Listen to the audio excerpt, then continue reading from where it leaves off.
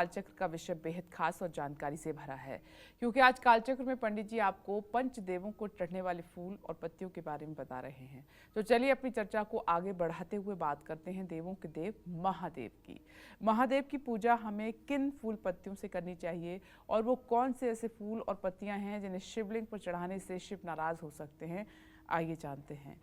पंडित जी, हम बात कर रहे हैं महादेव की, तो बहुत सावधानी बरतने की ज़रूरत होती है उनकी पूजा में। देखो बेटा, उनकी पूजा में सावधानी बरतने की तो ज़रूरत होती है, लेकिन देवाधिदेव महादेव इस सृष्टि के कण कण में विराजमान है। जो चीज़ें उन्हें नहीं चढ़ाई जाती हैं, तो उन्हें ईश्वर कहें या भगवान? ईश्वर और भगवान में कोई अंतर नहीं है, लेकिन वो देवों के देव हैं, इसलिए वो महादेव हैं। मैं एक बात यहाँ पूछना चाहती हूँ आपसे। कहते हैं जिन्होंने सृष्टि की रचना की है उनको ईश्वर कहा जाता है, और भगवान तो धरती पर किसी रूप में आए हैं, माता पिता के रूप में भी आए हैं, किसी न किसी रूप में आए हैं। वो अवतार होता है, वो अवतार होता है जी, वो अवतार होता है।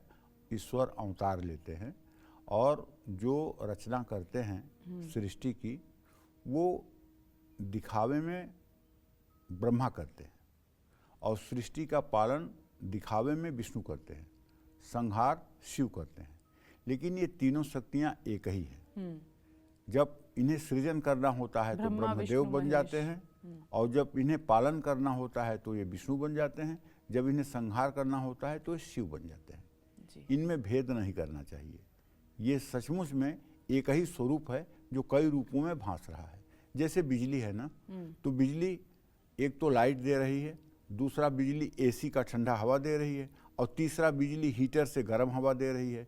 वही बिजली जैसे अनेक रूपों में भाषित है, उसी तरह से एक ही ईश्वर अनेक स्वरूपों में अनेक कार्यों को करता हुआ भाषित हो रहा है।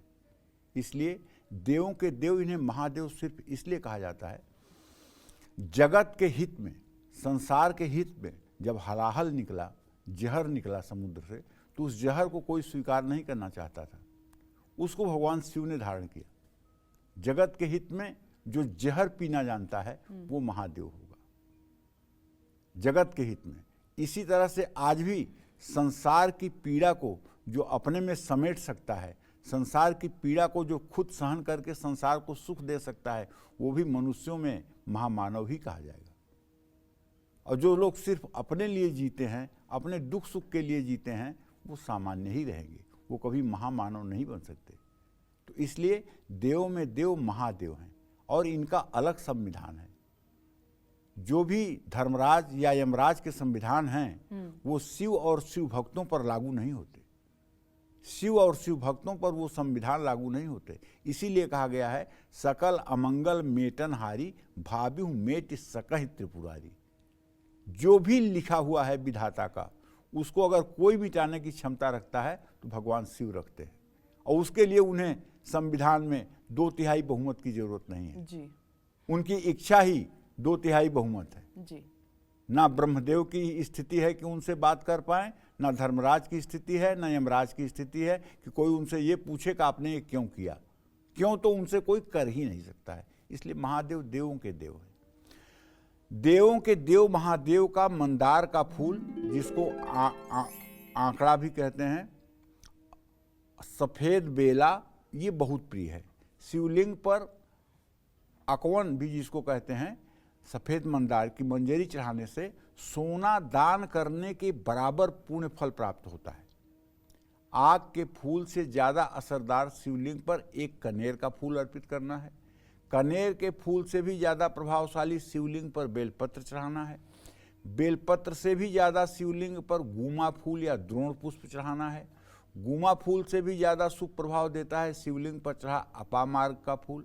अपामार्ग से भी ज्यादा असरदार है कुशा का फूल। 1000 कुश के फूलों से भी बढ़कर प्रभावशाली है शिवलिंग पर चढ़ा हुआ एक समी का पत्ता, और 1000 समी के पत्तों से भी ज्यादा असरदार है भगवान शिव पर चढ़ा एक नील कमल का पत्ता। नील कमल से भी ज्यादा असरदार है एक धतूरा, और 1000 धतूरे से भी ज्यादा चमत्कारी होता है शिवलिंग पर चढ़ा हुआ समी का एक फूल। भगवान शिव पर नील कमल का फूल अर्पित करना सबसे ज़्यादा शुभ माना जाता है।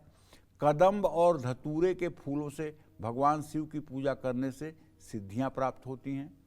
देवी पुराण में लिखा है कि भाद्रपद मास में कदम्ब और चंपा के फूलों से भगवान शिव की पूजा करने से सभी मनोकामनाएं पूरी होती हैं। भगवान शिव पर कौन से फूल और पत्तियां कभी नहीं चढ़ानी चाहिए, अब ये भी जान लीजिए। भगवान शिव पर केवड़े का फूल कभी अर्पित नहीं करना चाहिए। तुलसी के पत्ते,